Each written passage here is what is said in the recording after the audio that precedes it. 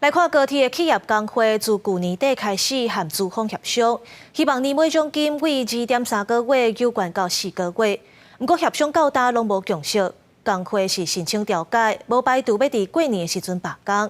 行政院长陈建仁表示，交通部拢有掌握状况，会积极协助高铁来解决问题。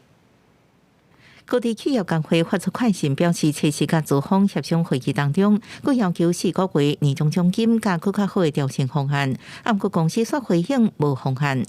1月70日会进入劳资争议调解定书，向资方发声，或者是无提出符合当初其他方案。工会已经准备好无减年终、有理罢工，无排除要伫春节期间罢工。1月10号是跟钢铁公司有一场调解会，看到时候的调解结果。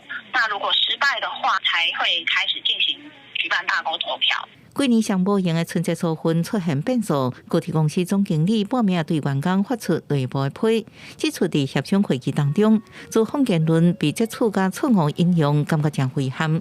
公司正向董事会积极争取明年相关的奖金，强调公司全体同事拢徛伫共一阵线提供服务。对高铁劳资争议，行政院表示，交通部拢有掌握。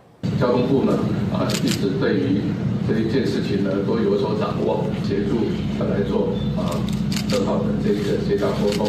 那我相信呢，这一件事情呢，一定会在这样的劳资双方都能够和谐沟通的情况下，所有的期限呢都能够得到很好的化解。疫情了后，高铁陆运需求增加，更增加真侪班次。为1月73开始，每礼拜各将开21班次列车，每礼拜总共班次到1060班。高铁企业工会表示，为过去1年目前陆运量辛劳，争取应该有的年终奖金。